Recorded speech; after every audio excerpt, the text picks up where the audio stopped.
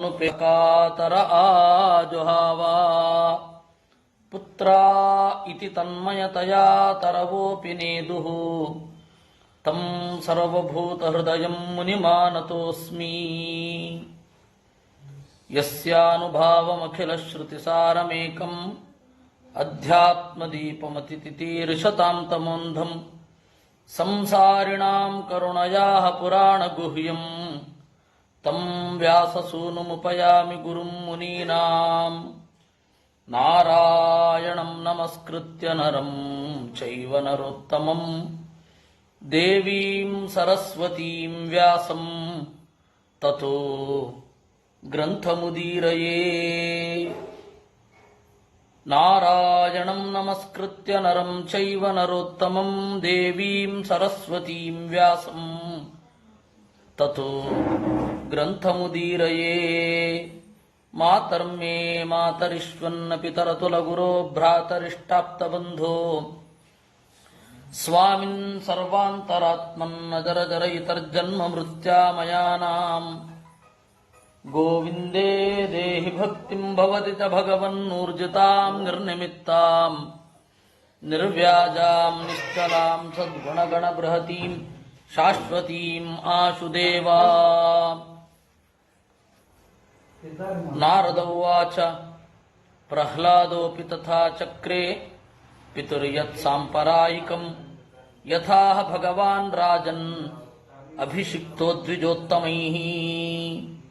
ಪ್ರಹ್ಲಾದ ಕೂಡ ಪಿತುಃ ಸಾಂಪರಾಯಿಕಂ ತಂದೆಯ ಅಂತಿಮ ಸಂಸ್ಕಾರವನ್ನು ಚಕ್ರೆ ಮಾಡಿದ.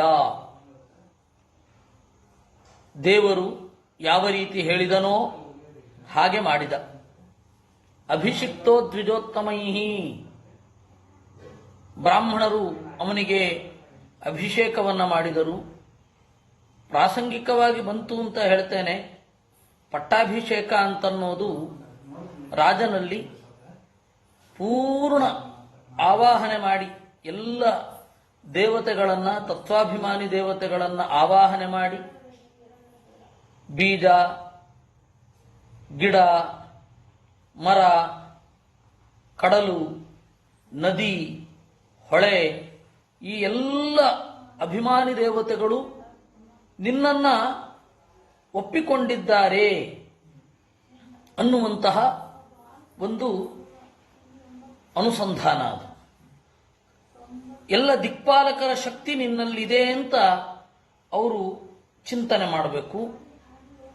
ಕಲಶದಲ್ಲಿ ದೇವತೆಗಳ ಶಕ್ತಿಯನ್ನ ಆವಾಹಿಸಿ ಚಿಂತಿಸಿ ಅದನ್ನು ಪ್ರತಿಮೆಯ ಮೇಲೆ ಸುರಿಯುವುದರ ಮೂಲಕ ಪ್ರತಿಮೆಯಲ್ಲಿ ಆ ಶಕ್ತಿ ಬರಲಿ ಅಂತ ಚಿಂತನೆ ಮಾಡೋದು ಯಾವ ರೀತಿ ಇದೆಯೋ ಅದೇ ರೀತಿ ಈ ರೀತಿಯೂ ಇದೆ. ರಾಜನಲ್ಲಿ ಎಲ್ಲ ದೇವತೆಗಳ ಶಕ್ತಿಯ ಆವಾಹನೆ ಅಥವಾ ಚಿಂತನೆ. ಕಲಶ ಅಂತ ಹೇಳಿದ್ರೆ ಅದಕ್ಕೇನೆ, ತಂಬಿಗೆಯನ್ನ ಕಲಶ ಅಂತ ಹೇಳೋದಿಲ್ಲ. ಆದರೆ ಸಂಸ್ಕೃತದಲ್ಲಿ ಅದನ್ನ ಸಾಮಾನ್ಯವಾಗಿ ಒಂದು ರೂಪಕವಾಗಿ, ಅಂದ್ರೆ ಕಲಶ ಅಂತನ್ನೋದು ಮೂಲಭೂತವಾಗಿ ಕಲಾ ಅಂತಂದ್ರೆ ಭಗವದ್ ರೂಪಗಳು.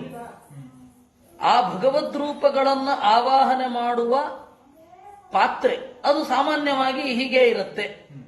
ಅದರಿಂದಾಗಿ ತಂಬಿಗೆಯನ್ನ ಕಲಶ ಅಂತಾರೆ. ವಸ್ತುತಃ ಕಲಶ ಅಂತಂದ್ರೆ ಮಂತ್ರಪೂರ್ಣವಾದ ದೇವತೆಗಳ ಆವಾಹನೆಯನ್ನು ಹೊಂದಿರುವಂತಹ ನೀರನ್ನ ಹೊಂದಿರುವ ಪಾತ್ರೆ ಅಂತ ಅರ್ಥ.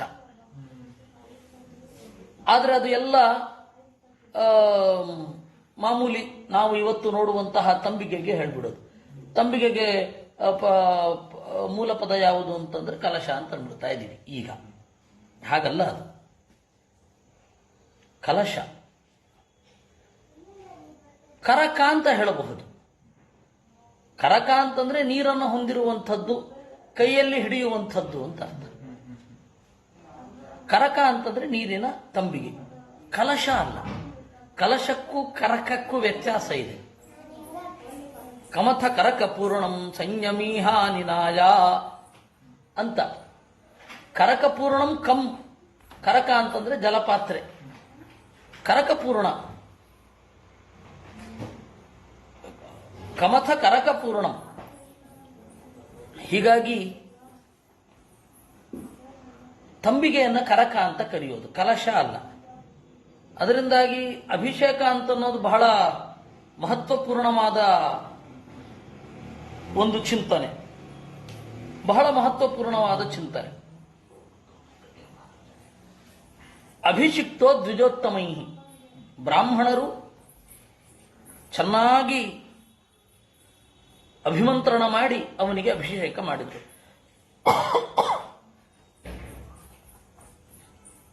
ಪ್ರಸಾದ ಸುಮುಖಂ ದೃಷ್ಟ್ವಾ ಬ್ರಹ್ಮ ನರಹರಿಂ ಹರಿಂ ಸ್ತುತ್ವಾ ವಾಗ್ಭಿ ಪವಿತ್ರಾಭಿ ಪ್ರಾಹ ದೇವಾದಿಭಿರ್ವೃತಃ. ಆಮೇಲೆ ಅನುಗ್ರಹೋನ್ಮುಖನಾದ ನರಸಿಂಹನನ್ನ ಕಂಡು, ಸ್ವಲ್ಪ ಕಥೆ ಹಿಂದಕ್ಕೆ ಹೋಗುತ್ತೆ. ಇದನ್ನ ಪ್ರಾತಿಲೋಮ್ಯ ಮತ್ತೆ ಪ್ರಘಸ ಅನ್ನುವ ಸ್ಟೈಲ್ನಲ್ಲಿ ಹೇಳ್ತಾರೆ. ಕಾಲತಃ ಸ್ವಲ್ಪ ವಾಪಸ್ ಹೋಗುತ್ತೆ. ಇದೇನಾಗತ್ತೆ, ನರಸಿಂಹನ ಎದುರುಗಡೆಯೇ ಅಭಿಷೇಕ ಮಾಡಿದ್ದು, ನರಸಿಂಹನ ಎದುರುಗಡೆಯೇ ಹಿರಣ್ಯಕಶಿಪುವಿನ ಅಂತ್ಯ ಸಂಸ್ಕಾರ ಮಾಡಿದ್ದು ಅಂತ ಅನ್ಬಾರದು. ಆ ಘಟನೆಯನ್ನ ಹೇಳಿದ್ರು. ಘಟನೆ ಆದಮೇಲೆ ಅದಕ್ಕಿಂತ ಮೊದಲು ಅವನು ಅಭಿಷೇಕಾದಿಗಳಿಗೆ ಸಂಸ್ಕಾರಾದಿಗಳಿಗೆ ತೆರಳಿದಾಗ ಇಲ್ಲೇನಾಯಿತು ಅದನ್ನು ಹೇಳ್ತಾನೆ. ಅದು ಯಾವತ್ತು ಕಥೆಯ ಸ್ಟೈಲೇ ಹಾಗೆ. ಆ ತರಹದ ಸ್ಟೈಲನ್ನ ವಾಲ್ಮೀಕಿ ರಾಮಾಯಣದಲ್ಲಿ ಎಲ್ಲಿ ಕಾಣ್ತೇವೆ ಅಂತಂದ್ರೆ, ದಶರಥ ಯಾಗ ಮಾಡ್ಲಿಕ್ಕೆ ಶುರು ಮಾಡಿದ ಮೇಲೆ ದೇವತೆಗಳು ಹೋಗಿ ದೇವರನ್ನ ಬೇಡಿಕೊಂಡು ರಾಮಾವತಾರಕ್ಕಾಗಿ ಪ್ರಾರ್ಥನೆ ಮಾಡಿದ್ರು ಅನ್ನೋ ಹಾಗಿದೆ. ಅದು ಮಾಡಿದ್ದು ಮೊದಲು, ಆಮೇಲೆ ಇದು ದಶರಥ ಯಾಗ ಮಾಡ್ಲಿಕ್ಕೆ ಶುರು ಮಾಡಿದ್ದು. ಇದು ಕ್ರಮ. ಅದೇನಾಗುತ್ತೆ, ಪ್ರಾತಿಲೋಮ್ಯ ಕ್ರಮದಲ್ಲಿ ಅದನ್ನ ಹೇಳ್ತಾರೆ. ಆ ಕಥೆಯ ಸ್ಟೈಲ್ ಅನ್ನ ಅರ್ಥ ಮಾಡ್ಕೊಳ್ಬೇಕು. ಸರಿ, ಬ್ರಹ್ಮದೇವರು ದೇವರನ್ನ ಸ್ತೋತ್ರ ಮಾಡಿ ಸ್ತುತ್ವಾ ವಾಗ್ಭಿ ಪವಿತ್ರಾಭಿ ಪ್ರಾಹ ದೇವಾದಿಭಿರ್ವೃತಃ, ಎಲ್ಲ ದೇವತೆಗಳ ಜೊತೆಗೂಡಿ ಬ್ರಹ್ಮದೇವರು ಪವಿತ್ರಾಭಿ ವಾಗ್ಭಿ, ಅತ್ಯಂತ ಪವಿತ್ರವಾದ ಮಾತುಗಳಿಂದ ಸ್ತೋತ್ರ ಮಾಡಿದ ಮೇಲೆ, ಬ್ರಹ್ಮದೇವರು ಏನು ಸ್ತೋತ್ರ ಮಾಡಿದ್ರು ಅಂತ ಹೇಳಲಿಲ್ಲ, ಬ್ರಹ್ಮದೇವರು ಸ್ತೋತ್ರ ಮಾಡಿದ ಮೇಲೆ ಎಲ್ಲ ಈ ಸ್ತೋತ್ರದ ಅಂತ್ಯದಲ್ಲಿ ಈ ರೀತಿ ಪ್ರಾರ್ಥನೆ ಮಾಡಬೇಕು. ಬ್ರಹ್ಮೋವಾಚ ದೇವದೇವಾಖಿಲಾಧ್ಯಕ್ಷ ಭೂತ ಭಾವನ ಪೂರ್ವಜ ದಿಷ್ಟ್ಯಾತೆ ನಿಹತ ಪಾಪ ಲೋಕ ಸಂತಾಪನ ಅಸುರ. ದೇವತೆಗಳ ದೇವನೇ, ಎಲ್ಲವನ್ನ ನೇರವಾಗಿ ಕಾಣುವವನೇ ಅಧ್ಯಕ್ಷ, ಅಧಿ ಅಕ್ಷ, ಎಲ್ಲವನ್ನ ಕಾಣುವವ ದೇವರು, ಎಲ್ಲವನ್ನ ನೋಡ್ತಾ ಇರ್ತಾನೆ. ಅದರಿಂದಾಗಿ ಅಖಿಲ ಅಧ್ಯಕ್ಷ ಅಂತ. ಅವನೇನು ಅಧ್ಯಕ್ಷ ಅಂತ ಹೇಳಿದ್ರೆ, ಹಾಗಾದ್ರೆ ಚೇರ್ಪರ್ಸನ್ಗೆ ಯಾಕೆ ಆ ರೀತಿ ಹೇಳೋದು ಅಂದ್ರೆ, ಅವನು ಮೇಲ್ಗಡೆ ಕೂತು ಎಲ್ಲರನ್ನ ನೋಡ್ತಾ ಇರ್ತಾನೆ. ನಾವು ನಮ್ಮ ಪಕ್ಕದಲ್ಲಿರೋರ್ನ, ನಮ್ಮ ಆಚೆ ಪಕ್ಕದಲ್ಲಿರೋರ್ನ ನೋಡ್ಲಿಕ್ಕೆ ಆಗಲ್ಲ. ಅವನು ನಮ್ಮನ್ನ ನೋಡ್ತಾ ಇರ್ತಾನೆ. ಚೇರ್ ಮೇಲೆ ಕೂತವ, ಉಪನ್ಯಾಸಕ್ಕೆ ಅಂತ ಒಬ್ಬ ಕೂತಿರ್ತಾನೆ, ಅವನ ಕೆಳಗಡೆ ಬಹಳ ಜನ ಕೂತಿರ್ತಾರೆ, ಅವನು ಅವಾಗೆಲ್ಲರನ್ನ ನೋಡ್ತಾನೆ ಮೇಲ್ಗಡೆಯಿಂದ. ಅದರಿಂದಾಗಿ ಅವನ ಅಧ್ಯಕ್ಷ ಅಂತ ಕರೆಯೋದು. ಆಮೇಲೆ ಅದು ಅರ್ಥಾದರ್ಥ, ಚೇರ್ಪರ್ಸನ್ನು, ಪ್ರೆಸಿಡೆಂಟು, ಅವ್ರನ್ನೆಲ್ಲ ಅಧ್ಯಕ್ಷರು ಅಂತ ಕರೀಲಿಕ್ಕೆ ಶುರು ಮಾಡಿದ್ರು. ಇವನು ನಿಜವಾದ ಅಖಿಲಾಧ್ಯಕ್ಷ, ಎಲ್ಲರನ್ನ ಮೇಲ್ಗಡೆಯಿಂದ ನಿಂತು ನೋಡುವವ, ಎಲ್ಲವನ್ನೂ ನೋಡುವವ, ಅಖಿಲಾನಾಂ ಅಖಿಲಂ. ಅದರಿಂದಾಗಿ ಅಧ್ಯಕ್ಷ. ಭೂತಭಾವನ, ಜೀವರನ್ನ ಆಯಾ ಪರಿಸ್ಥಿತಿಗಳಲ್ಲಿ ನೆಲೆಗೊಳಿಸಿದವ. ಪೂರ್ವಜ, ಎಲ್ಲರಿಗಿಂತ ಮೊದಲು ಹುಟ್ಟಿದವ. ಹೀಗೆ ದೇವದೇವ, ಅಖಿಲಾಧ್ಯಕ್ಷ, ಭೂತಭಾವನ, ಪೂರ್ವಜ, ಈ 4 ವಿಶೇಷಣಗಳಿಂದ ದೇವರನ್ನ ಸ್ತೋತ್ರ ಮಾಡಿ ಹೇಳ್ತಾರೆ. ದಿಷ್ಟ್ಯಾತೆ ನಿಹತ ಪಾಪ ಲೋಕ ಸಂತಾಪನ ಅಸುರ. ದಿಷ್ಟ್ಯಾ, ನಿನ್ನ ಇಚ್ಛೆಯಿಂದ, ಲೋಕ ಸಂತಾಪನ, ಲೋಕಕ್ಕೆ ಕಾಡುವ, ಅಸುರ ನಿಹತಃ ಸತ್ತ. ಯೋಸೌ ಲಬ್ಧವರೋ ಮತ್ತಃ ನವಧ್ಯ ಮಮ ಸೃಷ್ಟಿಭಿ ತಪೋಯೋಗ ಬಲೋನ್ನದ್ಧ ಸಮಸ್ತ ಜನ ನಿದಃ. ಯೋಸೌ ಲಬ್ಧವರ, ನನ್ನಿಂದ ವರವನ್ನು ಪಡೆದವನು. ನನ್ನಿಂದ ವರವನ್ನು ಪಡೆದವನು ಅಂತ ಹೇಳಿದ ಮೇಲೆ ಮಮ ಸೃಷ್ಟಿಭಿ ನವಧ್ಯ, ನಾನು ಕೊಲ್ಲೋ ಹಾಗಿಲ್ಲ. ಯಾಕೆಂದ್ರೆ ನನ್ನ ವರವನ್ನು ನಾನು ಮೀರಿದ ಹಾಗೆ ಆಗತ್ತೆ ಅಲ್ವಾ? ಅದು ಸುಳ್ಳಾಗಿ ಬಿಡುತ್ತೆ. ಸುಳ್ಳು ಅದೇ ಪ್ರಾಬ್ಲಮ್ ತಾನೆ. ನಾನು ಏನನ್ನ ತಿಳಿದುಕೊಂಡಿದ್ದೇನೋ ಅದನ್ನ ಹೇಳ್ತಾ ಇಲ್ಲ ಅನ್ನೋದೇ ಪ್ರಾಬ್ಲಮ್. ನಾನು ನನಗೇ ದ್ರೋಹ ಮಾಡಿಕೊಳ್ಳೋದು ಅನ್ನೋದು ಸುಳ್ಳಿನಲ್ಲಿ ಪ್ರಾಬ್ಲಮ್. ಅಂದ್ರೆ ನನ್ನ ಅರಿವು ಒಂದು ತರಹ, ಆದರೆ ಹೇಳಿಕೆ ಒಂದು ತರಹ. ಅರಿವು ಮತ್ತೆ ಹೇಳಿಕೆಗಳ ನಡುವೆ ದೊಡ್ಡ ಕಂದರ ಇದೆ ಅಂತ ಹೇಳಿ ಸುಳ್ಳು ದೋಷ ಅಲ್ವಾ? ನಾನು ವರ ಕೊಟ್ಟ ಮೇಲೆ, ನೀನು ಅವಧ್ಯನಾಗು ಅಂತ ಹೇಳಿ ವರ ಕೊಟ್ಟ ಮೇಲೆ ಅವನನ್ನ ಹೇಗೆ ಕೊಲ್ಲಿ? ಅದಕ್ಕೆ ಭಂಡಾರಕೆರೆ ಸ್ವಾಮಿಗಳು ಅವಧ್ಯ ಅಂತಂದ್ರೆ, ಅಂದ್ರೆ ದೊಡ್ಡವರು ವಿದ್ಯಾಮಾನ್ಯರು ಅವಧ್ಯ ಅಂತ ಹೇಳಿದರೆ ಅ ಅಂತಂದ್ರೆ ನಾರಾಯಣ, ಅಯಿತಿ ಬ್ರಹ್ಮ ಅಂತ. ಅ ಅಂತಂದ್ರೆ ನಾರಾಯಣ, ಅವಧ್ಯ ಅಂತಂದ್ರೆ ನಾರಾಯಣನಿಂದ ವಧ್ಯ ಅಂತ ಒಂದು ಅರ್ಥವನ್ನ ಹೇಳಿದರು. ಅದು ಬಹಳ ಸಂಗತ. ಯಾಕಂದ್ರೆ ಬ್ರಹ್ಮದೇವರು ಹೇಳಿದ್ದಾರೆ ಅಂದ್ರೆ ಆ ಅರ್ಥ. ಇದು DVG ಅವ್ರು ಯಾರೋ ಕೇಳಿದ್ರಂತೆ, ಅವರಿಗೆ ಈ ಥರದ್ದೆಲ್ಲ ಇಷ್ಟ ಆಗ್ತಾ ಇರಲಿಲ್ಲ. ಪಾಪ DVG ಅವರು ತಪ್ಪಲ್ಲ, ಅವರು ಮಧ್ವ ಸಿದ್ಧಾಂತವನ್ನ ಕಲಿಯಲಿಕ್ಕೆ ಪ್ರಯತ್ನಿಸಿ ವಿಫಲರಾದರು. ಅವರು ಮಧ್ವ ಸಿದ್ಧಾಂತವನ್ನು ಹೇಳಿ ಅಂತ ಹೋದಾಗ ಉಪನಿಷತ್ತು ಮೊದಲಾದವುಗಳನ್ನು ಹೇಳದೆ ನ್ಯಾಯಸುಧಾ ಶುರು ಮಾಡಿ ಅವರಿಗೆ ಅರ್ಥ ಆಗದೆ, ಓ ಮಧ್ವ ಸಿದ್ಧಾಂತ ಅಂದ್ರೆ ತರ್ಕ ಕರ್ಕಶ ಮತ್ತು ತರ್ಕ ಜಟಿಲ ಅಂತ ಅಂದುಕೊಂಡ್ರು. ಅದರಿಂದಾಗಿ ಅವ್ರೇನ್ ಮಾಡಿದ್ರು, DVG ಎಲ್ಲೋ ಈ ತರ ಹೇಳ್ತಾ ಇದ್ದಾಗ ಅವಧ್ಯ ಅಂತಂದಾಗ ಹಾಗಾದ್ರೆ ಅಮೇಧ್ಯ ಅನ್ನೋದಕ್ಕೆ ಏನರ್ಥ ಅಂತ ಕೇಳಿದ್ರಂತೆ. ಅಲ್ಲೂ ಆ ಇದೆಯಲ್ಲ. ಅದಕ್ಕೆ ಇದು ಪಾಪ ಹೇಳಿದವ್ರಿಗೆ ಉತ್ತರ ಗೊತ್ತಿರಲಿಲ್ಲ. ವಿದ್ಯಾಮಾನ್ಯರು ಹೀಗೆ ಹೇಳಿದ್ರು ಅಂತ ಯಾರು ಹೇಳಿದ್ರಲ್ಲ ಅವ್ರಿಗೆ ಉತ್ತರ ಗೊತ್ತಿರಲಿಲ್ಲ. ಆದ್ರೆ ಉತ್ತರ ಏನು ಅಲ್ಲ, ಬ್ರಹ್ಮದೇವರು ಅಮೇಧ್ಯ ಅಂತಂದ್ರೆ ಅದಕ್ಕೆ ಅದೇ ಅರ್ಥ. ನಾವು ಅಮೇಧ್ಯ ಅಂದ್ರೆ ಅರ್ಥ ಅಲ್ಲ. ಯಾಕಂದ್ರೆ ನಮ್ಮ ಶಬ್ದದ ಬಳಕೆ ನಮ್ಮ ಮಿತಿಯನ್ನು ಒಳಗೊಂಡಿರುತ್ತೆ. ನಮ್ಮ ಮಿತಿ ಏನಿದೆ ಅದನ್ನು ಒಳಗೊಂಡಿರುತ್ತೆ. ಹೀಗಾಗಿ ಅವರವರು ಬಳಸುವ ಭಾಷೆ ಅವರವರ ಲೆವೆಲ್ಗೆ ಇರುತ್ತೆ. ಬ್ರಹ್ಮದೇವರು ಬಳಸಿದ್ರು ಅಂದ್ರೆ ಆ ಅರ್ಥ, ನಾವು ಬಳಸಿದೀವಿ ಅಂದ್ರೆ ಆ ಅರ್ಥ ಅಲ್ಲ. ಹೀಗಾಗಿ ತಪೋಯೋಗ ಬಲೋನ್ನದ್ಧ ಸಮಸ್ತ ಜನಃ ನಿದಃ. ನಾನು ಕೊಲ್ಲೋ ಹಾಗಿಲ್ಲ. ನಾನು ವರ ಕೊಟ್ಟ ಮೇಲೆ ನನ್ನ ವರವನ್ನು ಬೇರೆಯವರು ಮೀರ್ಲಿಕ್ಕಾಗಲ್ಲ. ಅದರಿಂದಾಗಿ ಮಮ ಸೃಷ್ಟಿಭಿ ಅವಧ್ಯ ಮತ್ತಃ ಅವಧ್ಯ, ಮತ್ತೆ ಅವಧ್ಯ ಮಾತ್ರ. ತಪೋಯೋಗ ಬಲೋನ್ನದ್ಧ, ಒಳ್ಳೆ ತಪಸ್ಸು ಯೋಗ. ಅವನ ಧ್ಯಾನ ಸಾಮಾನ್ಯ ಅಲ್ಲ. ಏಕೆಂದ್ರೆ ದೇವತೆಗಳ ವರ್ಷದಗಳಲ್ಲಿ ಅವನು ತಪಸ್ಸು ಮಾಡಿದ್ದು. ಆ ಧ್ಯಾನ ಎಂತಹ ಧ್ಯಾನ!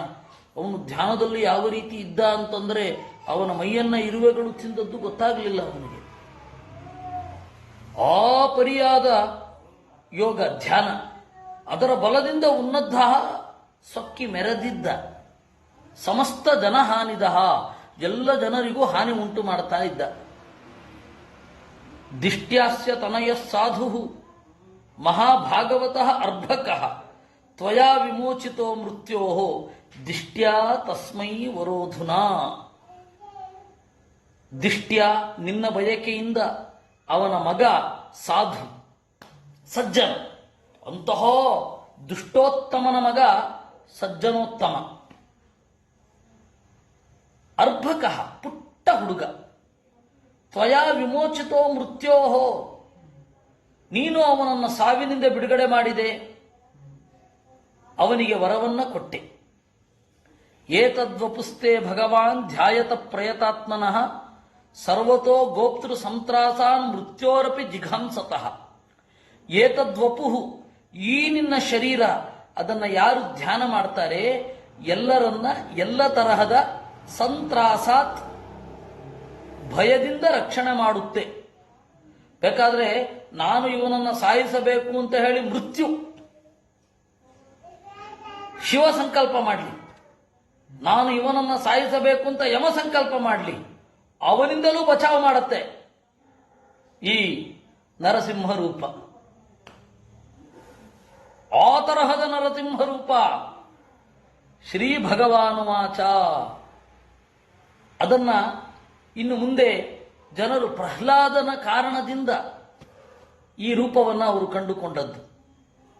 ಪ್ರಹ್ಲಾದನನ್ನ ನೆಪ ಮಾಡಿಕೊಂಡು ಈ ರೂಪವನ್ನು ನೀನು ಜಗತ್ತಿಗೆ ತೋರಿಸಿದೆ.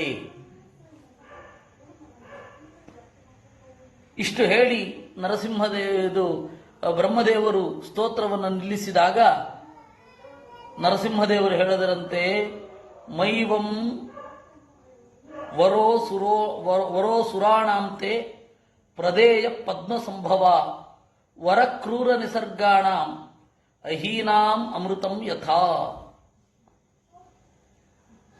ಮೈವಂ ವರಹ ಅಸುರಾಣಾಂ, ಈ ತರಹದ ವರಗಳನ್ನ ಮುಂದೆ ಅಸುರರಿಗೆ ಕೊಡಬೇಡ ಬ್ರಹ್ಮ. ವರಕ್ರೂರ ನಿಸರ್ಗಾಣಾಂ ಅಹೀನಾಂ ಅಮೃತಂ ಯಥ, ಅತ್ಯಂತ ಕ್ರೂರರಾದವರಿಗೆ ವರ ಕೊಟ್ರೆ ಹಾವುಗಳಿಗೆ ಹಾಲೆರದ ಹಾಗೆ, ಹಾವಿಗೆ ಎರದ ಹಾಲು ವಿಷವಾಗಿಯೇ ಪರಿಣಮಿಸುವುದು. ವಸ್ತುತಃ ಯಾರ್ಯಾರ ದೇಹದಲ್ಲಿ ಏನೇನಿರುತ್ತೋ ಆಹಾರ ಅದನ್ನ ಪ್ರಚೋದನೆ ಮಾಡುತ್ತೆ. ಯಾವತ್ತೂ ಅಷ್ಟೇ, ಆಹಾರದ ಸಮಸ್ಯೆಗಿಂತ ಮನುಷ್ಯನ ಮನಸ್ಸಿನ ಸಮಸ್ಯೆಯೇ ಜೋರು. ಯಾರ ಮನಸ್ಸು ಆಹಾರದಿಂದ ವಿಕಾರ ಹೊಂದತ್ತೋ ಅವರಿಗೆ ಸರಿಯಾದ ಆಹಾರ ತಗೊಳ್ಳಿ ಅಂತ ಹೇಳೋದು. ಯಾರ ಮನಸ್ಸು ಆಹಾರದಿಂದಲೂ ವಿಕಾರಗೊಳ್ಳಲ್ವೋ ಅವರಿಗೆ ಈ ನಿಯಮ ಅಪ್ಲೈ ಅಲ್ಲ.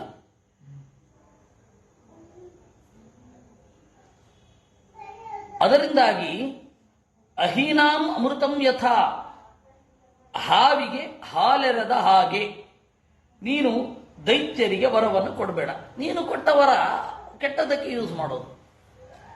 ಹಾವಿಗೆ ಎರದ ಹಾಲು ಅದರ ವಿಷವನ್ನ ವರ್ಧನೆ ಮಾಡುತ್ತೆ. ಆಹಾರ ಅನ್ನೋ ತಟಸ್ಥ ಕಾರಣ, ಯಾರಲ್ಲಿ ಏನಿರುತ್ತೋ ಅದೇ ತೋರಿಸುತ್ತೆ. ನೀವು ಯಾವ ಆಹಾರ ತಿಂದ್ರೂ ಸರಿ, ನಿಮ್ಮ ಒಳಗಡೆ ಇರೋದೇ ಅಭಿವ್ಯಕ್ತ ಆಗೋದು.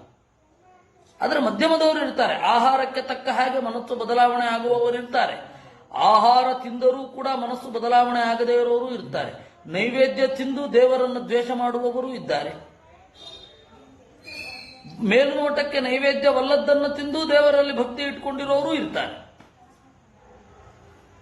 ನಿಮಗೆ ಹೇಳಬೇಕು, ರಥಬೀದಿ ಗೆಳೆಯರು ಅಂತ ಒಂದು ಸಂಘ ಮಾಡಿಕೊಂಡಿದ್ದಾರೆ ಉಡುಪಿಯಲ್ಲಿ. ಅವರು ಮಧ್ಯಾಹ್ನ ಗಡದ್ದು ಊಟ ಮುಗಿಸಿ 2 ಗಂಟೆಗೆ ಕೃಷ್ಣ ಮಠವನ್ನು ಬೈಲಿಕ್ಕೆ ಶುರು ಮಾಡ್ತಾರೆ. 12 ಗಂಟೆಗೆ ಊಟ ಎಲ್ಲಿದೋ ಕೃಷ್ಣ ಮಠದ್ದೇ. ಈ ನೀನಾಸಂ ತಿರುಗಾಟ ಬರೋದು. ನೀನಾಸಂ ಅಂದ್ರೆ ಏನೋ ಏನೋ ಡಿಫ್ರೆಂಟ್ ಹೆಸರೇನಲ್ಲ, ಅದು ನೀಲಕಂಠೇಶ್ವರ ನಾಟಕ ಸಂಘ, ಶಾರ್ಟ್ಲಿ ನೋನ್ ಆಸ್ ನೀನಾಸಂ. ಸಾಗರದಲ್ಲಿ ಹೆಗ್ಗೋಡು ಅಂತ ಒಂದು ಪುಟ್ಟ ಹಳ್ಳಿ, ಅಲ್ಲಿ ಪ್ರಸನ್ನ ಅನ್ನುವರು ಮಾಡಿರೋದು. ಈ ಎಲ್ಲ ಚಿತ್ರನಟರೆಲ್ಲ ಅಲ್ಲಿಂದ ಬರುವವರು ಪ್ರಾಡಕ್ಟ್ ಜಾಸ್ತಿ. ರಂಗಾಯಣ, ನೀನಾಸಂ ಅಲ್ಲಿಂದ, ಆ ನಾಟಕ ಸಂಸ್ಥೆ ರೆಪರ್ಟರಿಗಳಿಂದ ಬರ್ತಾರೆ. ಅವರು ಅಷ್ಟೇ ಚೆನ್ನಾಗಿ ಊಟ ಮಾಡೋದು, ತಿರುಗಾಟಕ್ಕೆ ಅಂತ ಬಂದವರು ಪೇದಾರು ಮಠದಲ್ಲಿ ಊಟ ಮಾಡೋದು, ಆಮೇಲೆ ಹೋಗಿ ಬ್ರಾಹ್ಮಣ ವಿರೋಧಿ ನಾಟಕವನ್ನ ಮಾಡೋದು. ಇವರಿಗೆಲ್ಲ ಇವರ ಆಶ್ರಯ. ಇನ್ನೂ ಈ ತರಹದ ಭೀಕರ ಪ್ರಾಣಿಗಳಿವೆ, ಹೇಳ್ತಾ ಹೋದ್ರೆ ಇಷ್ಟೇ ಮುಗಿಯಲ್ಲ. ಅದರಿಂದಾಗಿ ಯಾರು ಏನು ತಿಂತಾರೋ ಅವ್ರ ಒಳಗಡೆ ಏನಿರುತ್ತೋ ಆ ತಿನ್ನೋದು ಅನ್ನೋದು ಅದಕ್ಕೆ ಪೋಷಕ ಆಗತ್ತೆ ಅಷ್ಟೇ. ತಿನ್ನೋದು ಅನ್ನೋದು ಅದಕ್ಕೆ ಪೋಷಕ. ನೀನು ಹಾವಿಗೆ ಹಾಲೆರೆದರೆ ಅದು ನಂಜಾಗಿಯೇ ಪರಿಣಮಿಸುವುದು. ಆ ರೀತಿ ನಾನು ಇದನ್ನೇನೋ ಸರಿ ಮಾಡಿದೆ. ನೀನು ಹಿರಣ್ಯಕಶಿಪು ಮೊದಲಾದವರಿಗೆ ಕೊಟ್ಟ ವರ ಅವರಿಗೆ ದೈತ್ಯರಿಗೆ ಲೋಕವನ್ನು ನಾಶ ಮಾಡಲಿಕ್ಕೆ ಅನುಕೂಲವಾಗಿ ಶಕ್ತಿಯಾಗಿ ಪರಿಣಮಿಸುತ್ತೆ. ಅದರಿಂದಾಗಿ ಈ ತರ ಕೊಡಬೇಡ ಅಂದ್ರೆ ಅಂತ ಬ್ರಹ್ಮದೇವರು ಹೇಳಿದ್ರು. ಇದಿಷ್ಟೇ ಇರೋದು. ಹಾಗಾದ್ರೆ ಬ್ರಹ್ಮದೇವರ ಅವಿವೇಕಿ ಏನು?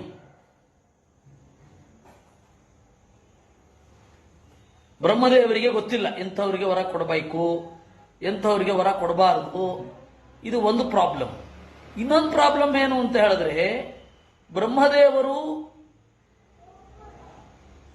ವರ ಕೊಟ್ರೆ, ಈ ತರದ ಅತಿಶಯ ವರ ಕೊಟ್ರೆ ದೇವರೆಷ್ಟು ಕಷ್ಟಪಡಬೇಕಾಗುತ್ತೋ ಏನೋ. ನೋಡಿ, ಇಲ್ಲಿ ನರನು ಅಲ್ಲದ ಸಿಂಹವು ಪೂರ್ತಿ ಅಲ್ಲದ ಒಂದು ರೂಪವನ್ನು ತೊಟ್ಟು ಬಂದ ನರಸಿಂಹ ಅಲ್ವಾ?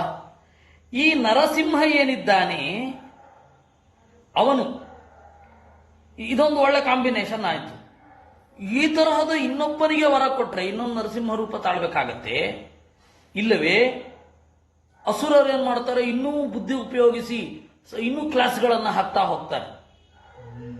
ನರನೂ ಅಲ್ಲದ, ಸಿಂಹನೂ ಅಲ್ಲದ, ಅಥವಾ ನರನೂ ಅಲ್ಲದ, ಪ್ರಾಣಿಯೂ ಅಲ್ಲದ ಇನ್ನೊಂದು ಯಾವುದೋ ಒಂದು ವಸ್ತು ನನ್ನನ್ನು ಕೊಲ್ಲಬಾರದು, ಈ ತರಹ ಕ್ಲಾಸ್ಗಳನ್ನ ಹಾಕ್ತಾ ಹೋಗ್ತಾರೆ. ಯಾಕಂದ್ರೆ ಹಿರಣ್ಯಕಶಿಪು ಎಷ್ಟು ಕ್ಲಾಸ್ಗಳನ್ನು ಆಡ್ ಮಾಡಿದ್ದ. ಹಾಗಿರಬಾರದು, ಹೀಗಿರಬಾರದು, ಅವರಿರಬಾರದು, ಇವರಿರಬಾರದು, ಅಲ್ಲಿರಬಾರದು, ಇಲ್ಲಿರಬಾರದು, ಆಗಿರಬಾರದು, ಈಗ ಇರಬಾರದು, ಎಲ್ಲ ಇಷ್ಟೆಲ್ಲ ಕ್ಲಾಸ್ ಹಾಕದ್ ನಾನು. ದೇವ್ರ ಕಷ್ಟ ಆಯ್ತೋ ಏನೋ. ಈ ಎರಡು ಸಮಸ್ಯೆ ದೇವರ ಈ ಮಾತಿನಿಂದ ನಮಗೆ ತೋರೋದು ಎರಡು. ಒಂದು, ದೇವರು ಇನ್ನೊಮ್ಮೆ ಈ ತರಹದ ಕಾಂಬಿನೇಷನ್ ಅನ್ನು ತೆಗೆದುಕೊಳ್ಳಿಕ್ಕೆ ತಯಾರಿಲ್ಲ. ನಂಬರ್ 2, ದೈತ್ಯರು ಇದಕ್ಕೂ ಮೀರಿ ಬುದ್ಧಿ ಉಪಯೋಗಿಸಿದ್ರೆ ಇನ್ನೂ ದೊಡ್ಡ ಪ್ರಾಬ್ಲಮ್ ಆಗುತ್ತೆ. ಹೀಗ ದೇವರ ಮೇಲೆ ನಮ್ಗೆ ಪ್ರಶ್ನೆ ಬರೋದು, ಹೀಗೆ ಯಾಕೆ ಈ ಮಾತು ಬಂತು? ಅದಕ್ಕೆ ಆಚಾರ್ಯರು ಹೇಳಿದ್ರು, ಯಥಾ ಹಿರಣ್ಯಕಸ್ಯ ಅದಾತ್ ಅಂತಸ್ಥಿತ ಹರೀರಿತಃ ತಥಾ ನಾದಾತ್ ತದನ್ಯಸ್ಯ ಬ್ರಹ್ಮ ದೈತ್ಯಸ್ಯ ಕಸ್ಯಚಿತ್. ಅದು ಮೇಲುನೋಟಕ್ಕೆ ಹೇಳಿದ್ದು. ಒಳಗಡೆ ಹಿರಣ್ಯಕನಿಗೆ ವರ ಕೊಟ್ಟಿದ್ದು ದೇವರೇ. ಯಥಾ ಹಿರಣ್ಯಕಸ್ಯ ಅದಾತ್ ಅಂತಸ್ಥಿತ ಹರೀರಿತಃ, ಒಳಗಡೆ ಇರುವ ದೇವರಿಂದ ಪ್ರೇರಿತನಾಗಿ ಬ್ರಹ್ಮದೇವರ ಆ ರೀತಿ ವರ ಕೊಟ್ಟಿದ್ದು. ಆ ರೀತಿ ವರವನ್ನು ಇನ್ಯಾರಿಗೂ ಕೊಡ್ಲಿಲ್ಲ. ಅಂದ್ರೆ ಏನು? ಈ ತರಹದ ವರವನ್ನು ಇನ್ಯಾರಿಗೂ ಕೊಡೋದಿಲ್ಲ ನಾನು, ನಿನ್ನ ಒಳಗಡೆ ನಿಂತು ಅಂತ ಅರ್ಥ. ಸರಿ, ದೇವರು ಯಾಕೆ ಕೊಡ್ಲಿಲ್ಲ? ಗೊತ್ತಿಲ್ಲ ನಮಗೆ. ಈ ನಮ್ಮ ತನಕದ ಕಾಲದ ಕಥೆಯಲ್ಲಿ ಇಲ್ಲ, ಇನ್ನು ಮುಂದೆ ಗೊತ್ತಿಲ್ಲ. ಮುಂದಿನ ಮನ್ವಂತರಗಳಲ್ಲಿ ಏನೇನಾಗತ್ತೆ ನಮ್ಗೆ ಗೊತ್ತಿಲ್ಲ. ಆದರೆ ನರಸಿಂಹ ಈ ತರಹದ ರೂಪ ಇನ್ನೊಂದು ಬರ. ಇದು ನಮಗೆ ಉಪಲಬ್ಧ ಇರುವ ಕಥೆಯ ಪ್ರಕಾರ ನರಸಿಂಹ ರೂಪ ಅನ್ನೋದು ಹೀಗಿರುತ್ತೆ. ಉಪಲಬ್ಧ ಇರುವ ಕಾಲದ ತನಕ, ಟಿಲ್ ಟುಡೇ, ಇವತ್ತಿನ ತನಕ, ಟಿಲ್ ನೌ ಅಂತ ಹೇಳ್ತಾರಲ್ಲ, ಇವತ್ತಿನ ತನಕ ಈ ರೀತಿಯಾದ ಒಂದು ರೂಪ ಇಲ್ಲ. ಮುಂದೆ ಬಂದ್ರೆ ಇಲ್ಲ ಅಂತಾರೆ. ಇದು ಕಾಲತಃ ಅಬಾಧ್ಯವಾದ ರೂಪ ನರಸಿಂಹ ರೂಪ. ದೇವರು ನರಸಿಂಹ ರೂಪದಂತೆ ಇನ್ನೊಂದು ರೂಪವನ್ನು ತಾಳೋದಿಲ್ಲ. ಹಿರಣ್ಯಕಶಿಪುವಿನಂತೆ ಇನ್ನೊಬ್ಬರಿಗೆ ವರ ಕೊಡಲ್ಲ. ಸೊ ಹಿರಣ್ಯಕಶಿಪು ಈ ತರದವನೊಬ್ಬನೇ, ನರಸಿಂಹ ಒಬ್ಬನೇ. ದೇವರು ನರಸಿಂಹ ಆದ, ಮತ್ತೆ ಇನ್ಯಾವುದೋ ಕಾಂಬಿನೇಷನ್ಗಳೆಲ್ಲ ಬರಲ್ಲ. ಇನ್ನು ಹಿರಣ್ಯಕನಿಗೆ ಮಾತ್ರ ಈ ರೀತಿ ವರ ಕೊಟ್ಟಿದ್ದು, ಬೇರೆಯವ್ರಿಗಲ್ಲ. ಇಷ್ಟು ಅಂಶವನ್ನು ತಿಳಿಯಪಡಿಸಬೇಕಿತ್ತು. ಕಾಲತಃ ನರಸಿಂಹ ರೂಪ ಅನ್ನೋದು ಸಾಮಾನ್ಯವೋ? ಯಾಕೆಂದ್ರೆ ಬೇರೆ ಎಲ್ಲೂ ಈ ರೀತಿ ಹೇಳಲಿಲ್ಲ. ಬಲಿಗೆ ಹೇಳಲಿಲ್ಲ. ಬ್ರಹ್ಮದೇವರು ಎಷ್ಟು ಜನಕ್ಕೆ ವರ ಕೊಟ್ಟಿದ್ದಾರೆ, ರುದ್ರದೇವರು ಎಷ್ಟು ಜನಕ್ಕೆ ವರ ಕೊಟ್ಟಿದ್ದಾರೆ, ಅವ್ರು ಯಾರಿಗೂ ಹೇಳಲಿಲ್ಲ. ಹಿರಣ್ಯಕಶಿಪುವಿಗೆ ಮಾತ್ರ ಹೇಳಿದ್ದಾರೆ. ಯಾಕೆ? ಹಿರಣ್ಯಕಶಿಪುವಿನಂತಹ ಒಂದು ಕ್ಯಾರೆಕ್ಟರ್ ಇನ್ನೊಂದು ಬರೋಲ್ಲ. ಅದನ್ನು ಹೇಳಬೇಕಿದೆ. ಯಾಕೆ ಬರೋಲ್ಲ? ದೇವರ ಇಚ್ಛೆ ಇಲ್ಲ ಅಷ್ಟೇ. ದೇವರು ನರಸಿಂಹಂತರ ಇನ್ನೊಂದು ರೂಪ ತಳಿಲಿಕ್ಕೆ ಆಗಲ್ವಾ? ಆಗತ್ತೆ. ಯಾಕೆ ತಳಿಲಿಲ್ಲ? ಅದು ಅವನಿಷ್ಟ. ಆದರೆ ಬ್ರಹ್ಮದೇವರನ್ನ ಅವನು ಬೈತಾ ಇಲ್ಲ. ಬ್ರಹ್ಮದೇವರು ಗೊತ್ತಿರದೆ ವರವನ್ನು ಕೊಟ್ಟಿದ್ದಲ್ಲ. ಬ್ರಹ್ಮದೇವರಿಗೆ ಗೊತ್ತಿರಲಿಲ್ಲ ಮಾರಾಯ ವರ ಕೊಟ್ಟುಬಿಟ್ರು ಅಲ್ಲ. ದೇವ್ರಿಗೆ ಗೊತ್ತಿರಲಿಲ್ಲ ಬ್ರಹ್ಮದೇವರು ಹೀಗೆಲ್ಲ ವರ ಕೊಡ್ತಾರೆ ಅಂತ ದೇವ್ರಿಗೆ ಗೊತ್ತಿರಲಿಲ್ಲ ಇಲ್ಲ. ಬ್ರಹ್ಮದೇವರು ಈ ರೀತಿ ವರ ಕೊಡ್ತಾರೆ, ಬ್ರಹ್ಮದೇವರಿಗೆ ನಾನು ಏನು ಮಾತಾಡ್ತಾ ಇದ್ದೇನೆ ಅಂತ ಹೇಳಿ ಪೂರ್ತಿ ಪ್ರಜ್ಞೆ ಇಟ್ಟುಕೊಂಡೇ ಮಾತಾಡ್ತಾರೆ. ನಮ್ಮ ತರಹ ಪ್ರಜ್ಞೆ ತಪ್ಪಿ ಮಾತನಾಡೋಲ್ಲ, ಯಾಕೆಂದ್ರೆ ಅದು ಬಹಳ ತಪ್ಪರ್ಥ ಆಗಿಬಿಡತ್ತೆ.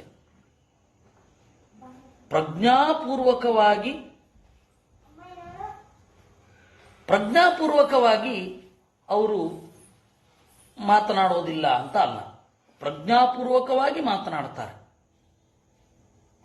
ಅವರು ಪ್ರಜ್ಞಾಪೂರ್ವಕವಾಗಿ ಮಾತನಾಡ್ತಾರೆ. ಹೀಗಾಗಿ ಬ್ರಹ್ಮದೇವರಿಗೆ ದೇವರು ಹೇಳಿದ ಅನ್ನೋದರ ಅರ್ಥ ಏನು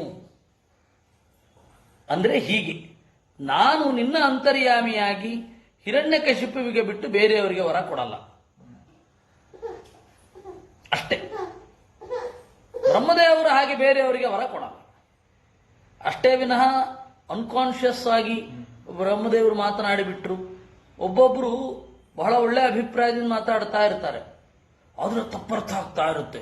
ಎಂಥ ತಪ್ಪರ್ಥ ಆಗ್ತಾ ಇರುತ್ತೆ. ಒಬ್ರು ಸ್ವಾಮಿಗಳ ಮೇಲಿನ ಪರಮಭಕ್ತಿಯಿಂದ ನಮ್ಮ ಸ್ವಾಮಿಗಳು ರಾಮಾಯಣ ಕೊಟ್ಟರೆ ಗೀತೆ ಎಲ್ಲ ಹೇಳ್ಬಿಟ್ರು ಅಂದ್ರು. ಪಾಪ ಅವ್ರ ಭಕ್ತಿಯಿಂದ ಹೇಳಿದ್ದು, ಆದ್ರೆ ಅವ್ರಿಗೆ ಗೊತ್ತಿಲ್ಲದೆ ಅವ್ರ ಮಾನ ತೆಗಿತಾ ಇತ್ತು.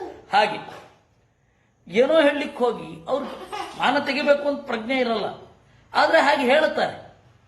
ಹಾಗೆ ಇದು. ಅದರಿಂದಾಗಿ ನಾವು ಬ್ರಹ್ಮದೇವರು ಎಚ್ಚರ ಇಲ್ಲದೆ ಮಾತನಾಡಿದರು ಅಂತ ಅಂದುಕೊಳ್ಳಬಾರದು. ಇದರ ಅಭಿಪ್ರಾಯ ಇದು ಅಂತ ಇತಿಚಾ ಅಂದ್ರು. ಮೈವಂ ವಿಧೋ ಸುರಾಣ ಅಂತೆ. ಅದಕ್ಕೇನೆ ನೋಡಿ ದೇವರು ಹೇಳಿದ್ದು, ಈ ರೂಪವನ್ನು ಯಾರು ಧ್ಯಾನ ಮಾಡುತ್ತಾರೆ ಅವರ ಸಂಕಟವನ್ನು ನಾನು ಪರಿಹಾರ ಮಾಡುತ್ತೇನೆ. ಇನ್ನು ಮುಂದೆ ನಿನ್ನ ಕಥೆಯನ್ನ ಯಾರು ಅನುಸಂಧಾನ ಮಾಡ್ತಾರೆ ಅವರ ಸಂಕಟಗಳನ್ನು ನಾನು ಪರಿಹಾರ ಮಾಡ್ತೇನೆ, ಅವರ ದೊಡ್ಡ ಆಪತ್ತನ್ನು ನಾನು ತಪ್ಪಿಸ್ತೇನೆ ಅಂತ ಹೇಳಿ ಬ್ರಹ್ಮದೇವರು ಇದು ಸ್ವಯಂ ನರಸಿಂಹ ಹೇಳಿದ ಮಾತು. ಅದಾದ ಮೇಲೆ ಬ್ರಹ್ಮದೇವರಿಗೆ ಒಂದು ವಾರ್ನಿಂಗ್ ರೀತಿ, ವಸ್ತುತಃ ವಾರ್ನಿಂಗ್ ಅಲ್ಲ ಅದು, ಜನರಿಗೆ ಹಾಗೆ ಅನ್ನಿಸ್ತು. ಮತ್ತೆ ಅಸುರರಿಗೆ ವರ ಕೊಟ್ಟರೆ ಅಸುರರು ಯಾವುದಕ್ಕೆ ಬಳಸ್ತಾರೆ ಅನ್ನೋದರ ವಿವರಣೆ. ಇತ್ಯುಕ್ತ್ವಾ ಭಗವಾನ್ ರಾಜನ್ ತತಶ್ಚ ಅಂತರ್ಧದೆ ಹರಿಹಿ ಅದೃಶ್ಯ ಸರ್ವಭೂತಾನಾಂ ಪೂಜಿತ ಪರಮೇಷ್ಠಿನ. ಈ ರೀತಿಯಾಗಿ ನುಡಿದು ದೇವರು ಅಲ್ಲಿಯೇ ಕಣ್ಮರೆಯಾದ ಎಲ್ಲ ಜೀವರು ಯಾವಾಗಲೂ ದೇವರನ್ನು ನೋಡ್ಲಿಕ್ಕಾಗೋದಿಲ್ಲ ಅಷ್ಟೇ. ಸರ್ವಭೂತಾನಾಂ ಅದೃಶ್ಯ ಅಂತರ್ಧತೆ. ಸರ್ವಭೂತಾನಾಂ ಅದೃಶ್ಯ ಬ್ರಹ್ಮದೇವರಿಗಲ್ಲ, ಪೂಜಿತ ಪರಮೇಷ್ಠಿನ ಅಂತ ಉಂಟು. ಅಂದ್ರೆ ಬ್ರಹ್ಮದೇವರು ನಿತ್ಯ ಸಾಕ್ಷಾತ್ಕಾರವನ್ನು ಹೊಂದಿರುತ್ತಾರೆ ದೇವರದ್ದು ಅಂತ ಅಭಿಪ್ರಾಯ. ತತಸ್ಸಂಪೂಜ್ಯ ವಿಧಿವತ್ ವವಂದೇ ಪರಮೇಷ್ಠಿನಂ ಭವಂ ಪ್ರಜಾಪತೀನ್ ದೇವಾನ್ ಪ್ರಹ್ಲಾದೋ ಭಗವತ್ಕಲಾಹ. ತತಃ ಆಮೇಲೆ ನರಸಿಂಹ ಕಣ್ಮರೆಯಾದ ಮೇಲೆ ವಿಧಿವತ್ ಪರಮೇಷ್ಠಿನಂ ವವಂದೆ ಬ್ರಹ್ಮದೇವರಿಗೆ ನಮಸ್ಕಾರ ಮಾಡಿದ ಅಂತೆ ಪ್ರಹ್ಲಾದ. ಭವಂ ಸದಾಶಿವನಿಗೆ, ಪ್ರಜಾಪತೀನ್ ಉಳಿದೆಲ್ಲ ದೇವತೆಗಳಿಗೆ ನಮಸ್ಕಾರ ಮಾಡಿ ಅರ್ಘ್ಯಪಾದ್ಯಾದಿಗಳನ್ನು ಅರ್ಪಿಸಿದ. ಯಾರವರೆಲ್ಲ? ಭಗವತ್ಕಲಾಹ, ಪರಮಾತ್ಮನ ಪ್ರತಿಮೆಗಳು. ಪ್ರಹ್ಲಾದ ನಮಸ್ಕಾರ ಮಾಡಿದ, ಪ್ರಹ್ಲಾದನಿಗೆ ಇವರೆಲ್ಲ ನಮಸ್ಕಾರ ಮಾಡಲಿಲ್ಲ, ಪ್ರಹ್ಲಾದ ಇವರಿಗೆ ನಮಸ್ಕಾರ ಮಾಡಿದ. ಇದೆಲ್ಲವನ್ನ ನಾವು ತಿಳ್ಕೊಳ್ಬೇಕು. ಇದಕ್ಕನುಗುಣವಾಗಿ ತಾತ್ಪರ್ಯ ಇದೆ. ಬ್ರಹ್ಮದೇವರಿಗೆ ಹೆದರಿಕೆ ಆಯಿತು, ಯಾರು ಸ್ತೋತ್ರ ಮಾಡಿದ್ರು ಅವನು ಜಗ್ಗಲಿಲ್ಲ. ಲಕ್ಷ್ಮೀದೇವಿಯನ್ನ ಸ್ತೋತ್ರ ಮಾಡಿದ, ಲಕ್ಷ್ಮೀದೇವಿ ಅಲ್ಲಿ ಹೋಗಲೇ ಇಲ್ಲ. ಇತ್ಯಾದಿಗಳೆಲ್ಲವೂ ಕೂಡ ಪ್ರಹ್ಲಾದನಿಗೆ ಕೀರ್ತಿ ತರುವ ಸಲುವಾಗಿ ಅಂತ. ಇವರೆಲ್ಲರಿಗಿಂತ ಪ್ರಹ್ಲಾದ ಇವರೆಲ್ಲರಿಗಿಂತ ದೊಡ್ಡವನಾಗಿದ್ದಿದ್ರೆ ಅವನು ಯಾಕೆ ಇವರಿಗೆಲ್ಲ ನಮಸ್ಕಾರ ಮಾಡ್ತಾ ಇದ್ದ? ತತಃ ಕಾವ್ಯಾದಿಭಿಃ ಸಾಕಂ ಮುನಿಭಿಃ ಕಮಲಾತನಃ ದೈತ್ಯಾನಾಂ ದಾನವಾನಾಂಚ ಪ್ರಹ್ಲಾದ ಮಕರೋತ್ಪತ್ತಿಂ. ಆಮೇಲೆ ಕಾವ್ಯಾದಿಭಿ ಶುಕ್ರಾಚಾರ್ಯರೇ ಮೊದಲಾದ ಮುನಿಗಳಿಂದ ಕೂಡಿಕೊಂಡು ಕಮಲಾಸನ ಬ್ರಹ್ಮದೇವ ಪ್ರಹ್ಲಾದನನ್ನ ದೈತ್ಯ ದಾನವರ ಒಡೆಯನನ್ನಾಗಿ ಮಾಡಿದ. ಕಮಲಾಸನ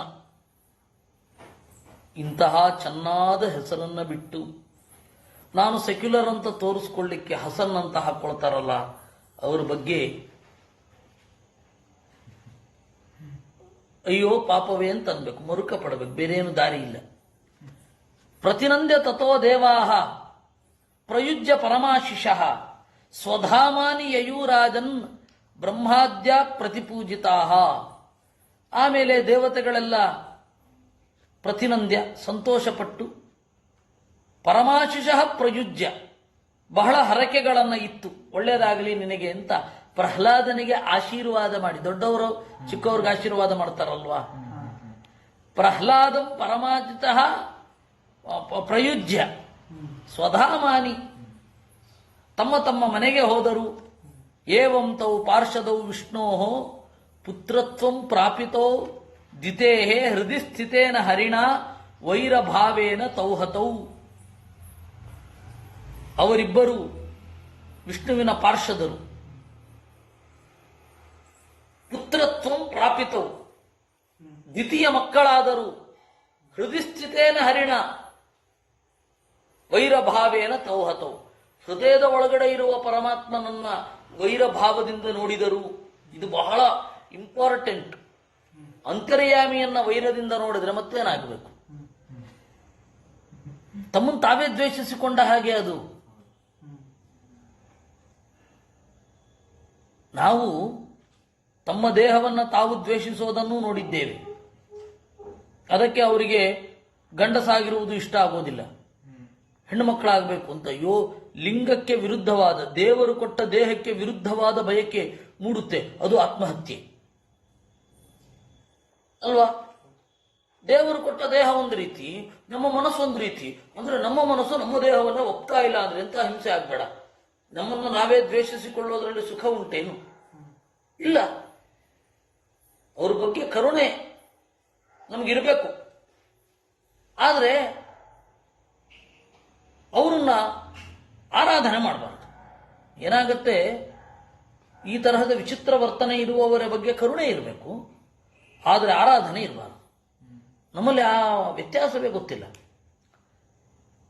ಕರುಣೆಗೂ ಆರಾಧನೆಗೂ ಇರುವ ವ್ಯತ್ಯಾಸ. ದೀನದಲಿತರಲ್ಲಿ ಕರುಣೆ ಇರಬೇಕು, ಆರಾಧನೆ ಇರಬಾರ್ದು. ನಾಯಿಯಲ್ಲಿ ಕರುಣೆ ಇರಬೇಕು, ಆರಾಧನೆ ಇರಬಾರ್ದು.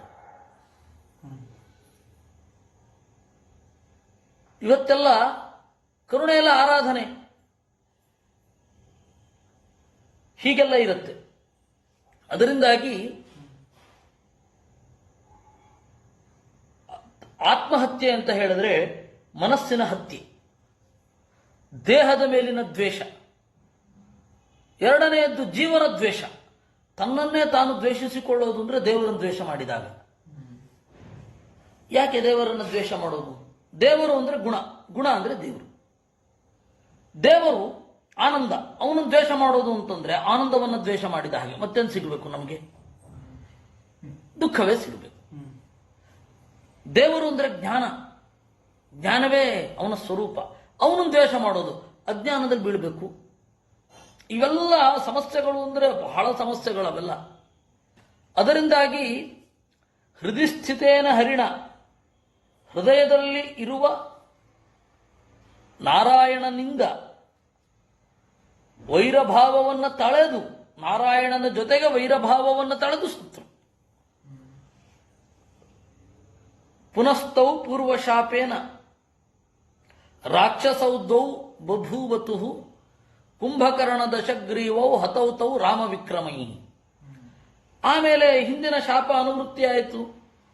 ಇಬ್ಬರು ರಾಕ್ಷಸರಾದರು, ಕುಂಭಕರ್ಣ ಮತ್ತೆ ರಾವಣ. ರಾಮನಿಂದ ಸತ್ರು. ಶಯಾನೌ ಯುಧಿ ನಿರ್ಭಿಣ್ಣ ಹೃದಯೌ ರಾಮಸಾಯಕೈ ತಚ್ಚಿತ್ತೌ ಜಹತುರ್ದೇಹಂ ಯಥಾ ಪ್ರಾಕ್ತನ ಜನ್ಮನಿ. ಶಯಾನೌ ಯುಧಿ, ಯುದ್ಧದಲ್ಲಿ, ನಿರ್ಭಿಣ್ಣ ಹೃದಯವು ರಾಮನ ಬಾಣಗಳಿಂದ ಸೀಳಿದ ಎದೆಯವರಾಗಿ ತಚ್ಚಿತ್ತವು ರಾಮನಲ್ಲಿ ಮನಸ್ಸಿಟ್ಟು ದೇಹವನ್ನು ಬಿಟ್ಟರು. ತಾವಿಹಾಪಿ ಪುನರ್ಜಾತೌ ಶಿಶುಪಾಲ ಕರೂಷಕೌ ಹತೌ ವೈರಾನುಬಂಧೇನ ಪಶ್ಯತಸ್ತೆ ಸಮೀಯತು. ಮತ್ತೆ ಅವರು ಹುಟ್ಟಿದ್ರು ಶಿಶುಪಾಲ ದಂತವಕ್ರರಾಗಿ. ವೈರಾನುಬಂಧೇನ ಹತೌ, ವೈರದ ಜೊತೆಗೆ ವೈರ ಅನುಬಂಧೇನ, ವೈರದ ಜೊತೆಗೆ ಸತ್ತು. ಪಶ್ಯತಃ, ನೀನು ನೋಡ್ತಾ ಇರಬೇಕಾದ್ರೇನೆ, ಸಮೀಯತು ದೇವರನ್ನ ಹೊಂದಿದರು. ಇದು ಈ ಶ್ಲೋಕದಲ್ಲಿ, ಈ 3 ಶ್ಲೋಕದಲ್ಲಿ ಒಂದು ದೊಡ್ಡ ಸಮಸ್ಯೆ ಇದೆ. ಅದನ್ನು ನೋಡೋಣ. ಈ 4ನೇ ಶ್ಲೋಕವನ್ನು ಒಂದು ಓದಿಬಿಡೋಣ. ಏನಃ ಪೂರ್ವಕೃತಂ ಯತ್ತತ್ ರಾಜಾನ ಕೃಷ್ಣವೈರಿಣಃ ಜಹುಸ್ತೇಂತೆ ತದಾತ್ಮಾನಃ ಕೀಟಾಃ ಪೇಶಸ್ಕೃತೋ ಯಥಾ. ಅವರಿಬ್ಬರೂ ಮತ್ತೆ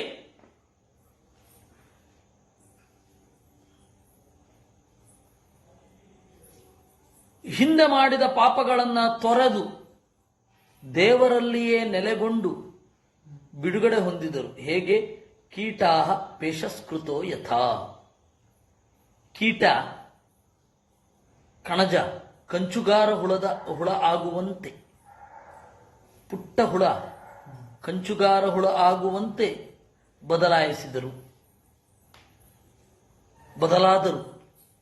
ನಮಗೆ ಇಲ್ಲೊಂದು ದೊಡ್ಡ ಸಮಸ್ಯೆ ಇದೆ ಈ 3 ಶ್ಲೋಕಗಳಲ್ಲಿ. ನೋಡಿ, ಮೊದಲನೇ ಶ್ಲೋಕದಲ್ಲಿ ಏನಿಲ್ಲ, ದ್ವಿತೀಯ ಮಕ್ಕಳಾದರು, ದ್ವಿತೀಯ ಮಕ್ಕಳಾಗಿ ಸತ್ರು.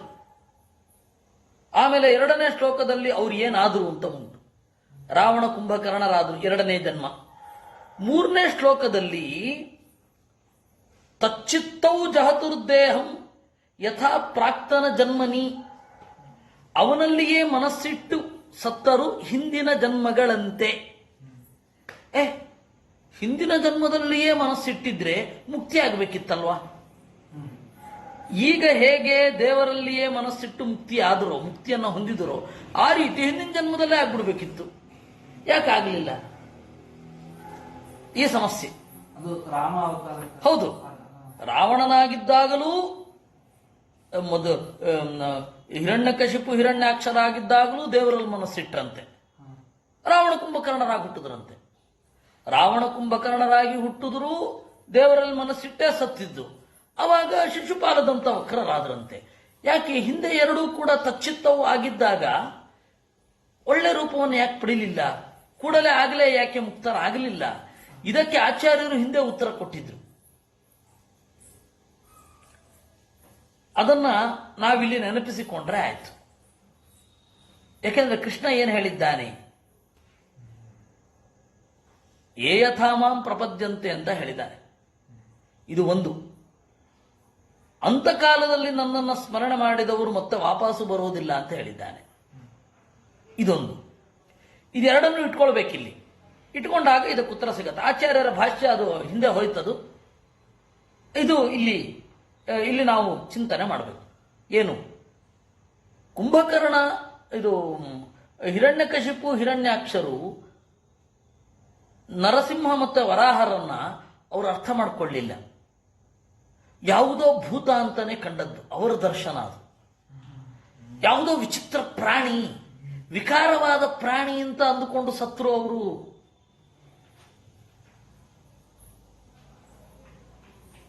ವಿಕಾರವಾದ ಪ್ರಾಣಿ ಅಂತ ಅಂದ್ಕೊಂಡು ಸತ್ರು ಅವರು.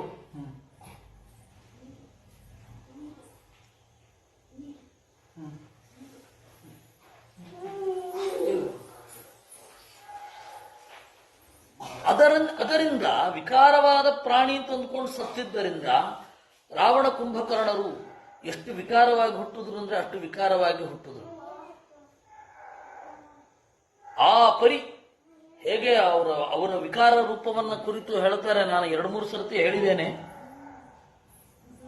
ಸ್ಮಶಾನ ಚೈತ್ಯ ಪ್ರತಿಮಃ ಭೂಷಿತೋಪಿ ಭಯಂಕರ ಅಂತ ರಾವಣನ ಬಗ್ಗೆ. ಅವನು ಎಷ್ಟೇ ಅಲಂಕಾರ ಮಾಡಿಕೊಂಡ್ರು ಕೆಟ್ಟದಾಗಿದ್ದ. ಅಲಂಕೃತವಾದ ಮಸಣ ಯಾವ ರೀತಿ ಇರುತ್ತೋ ಹಾಗೆ. ಮಸಣಕ್ಕೆ ಎಷ್ಟು ಅಲಂಕಾರ ಮಾಡಿದ್ರು ಅದು ಕೆಟ್ಟದಾಗೇ ತೋರೋದು.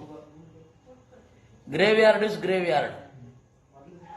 ನೀವು ಏನು ಮಾಡಿದ್ರು ಅದು ಚಂದ ಕಾಣಲ್ಲ. ಶಿಸ್ತಾಗಿರೋದು ಬೇರೆ, ನೀಟಾಗಿರೋದು ಬೇರೆ. ಅದು ಭಯ ಆಗೋದೇ ನೋಡುವವನಿಗೆ. ಸ್ಮಶಾನ ಸ್ಮಶಾನವೇ. ಅದರಿಂದಾಗಿ ಅಷ್ಟು ಭೀಕರವಾದ ರೂಪ.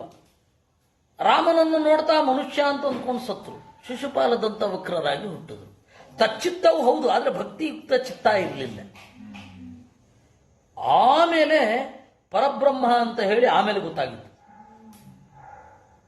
ಇದು ಈ ತಾತ್ಪರ್ಯವನ್ನ ಹಿಂದೆ ನಾವು ಅನುಸಂಧಾನ ಮಾಡಿದ್ವಿ. ಈಗ ಅಲ್ಲಿಂದ ಮುಂದೆ ಬರೋಣ, ಆಚಾರ್ಯರ ತಾತ್ಪರ್ಯಕ್ಕೆ ಬರೋಣ. ಪೌಂಡ್ರಕೆ ನರಕೆ ಚೈವ ಸಾಲ್ವೆ ಕಂಸೇ ಚ ರುಕ್ಮಿಣಿ ಆವಿಷ್ಟಾಸ್ತು ಹರೇರ್ಭಕ್ತಾ ತದ್ಭಕ್ತ್ಯಾ ಹರಿಮೀಯಿರೆ ಅಸುರಾಸ್ತು ಸ್ವಯಂ ತೇತು ಮಹಾತಮಸಿ ಪಾತಿತಾ. ಪೌಂಡ್ರಕ ವಾಸುದೇವನಲ್ಲಿ ಒಬ್ಬ ದೇವತೆ ಇದ್ದ. ವಸ್ತುತಃ ಪೌಂಡ್ರಕ ವಾಸುದೇವ ಯಾರು ಅಂತಂದ್ರೆ ವೇನ ಅಂತನ್ನುವ ಒಬ್ಬ ಅಸುರ. ಹೌದೌದು, 4ನೇ ಸ್ಕಂದದಲ್ಲಿ ಅವನ ಕಥೆಯಲ್ಲೇ ಬಂತು.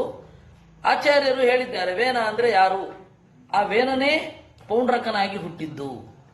ಸೊ ವೇನ ಅನ್ನುವ ಅಸುರ. ಇನ್ನು ನರಕಾಸುರನಲ್ಲಿ ಒಬ್ಬ ಭಕ್ತ ಇದ್ದಾನೆ. ಇಲ್ಲಾಂದ್ರೆ ಪರಮಾತ್ಮನ ಮಗನಾಗಿ ಹುಟ್ಟಲಿಕ್ಕೆ ಸಾಧ್ಯನ? ಯಾರು ಅಂತ ಹೇಳಲಿಲ್ಲ. ಸಾಲ್ವನಲ್ಲಿ ಪರಮಾತ್ಮ ಇದ್ದಾನೆ.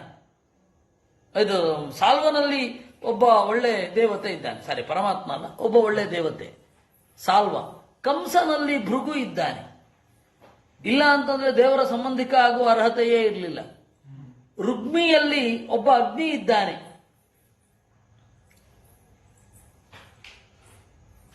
ಈ ಹಿನ್ನೆಲೆಯಲ್ಲಿ ದೇವರ ಭಕ್ತರ ಆವೇಶ ಇತ್ತು.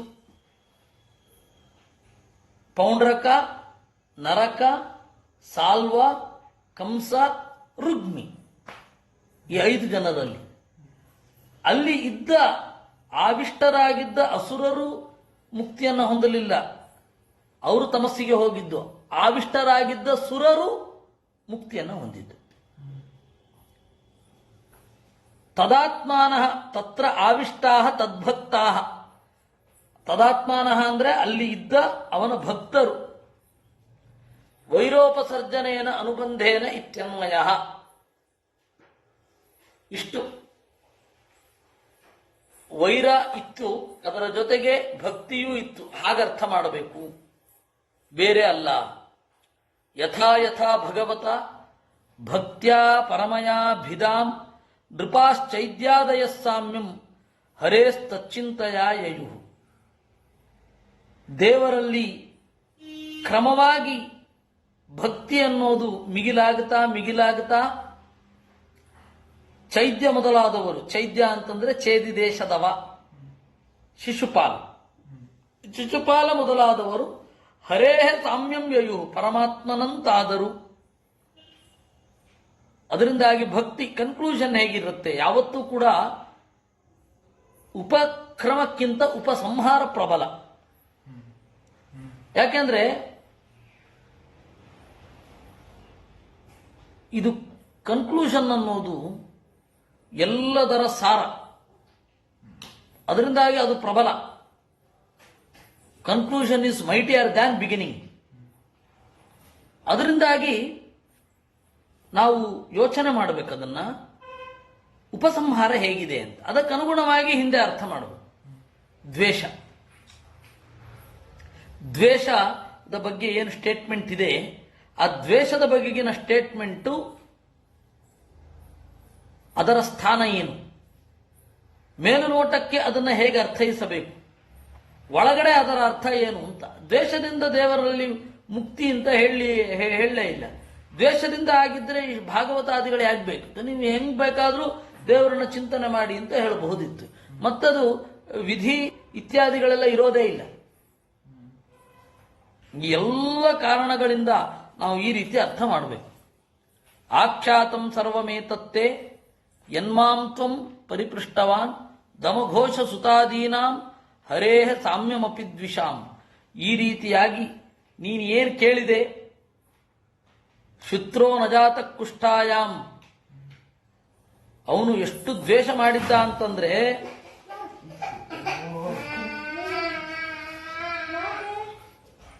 ಅವನು ಎಷ್ಟು ದ್ವೇಷ ಮಾಡಿದ್ದ ಅಂತ ಹೇಳಿದ್ರೆ ಅಷ್ಟು ದ್ವೇಷ ಮಾಡಿದ್ದ.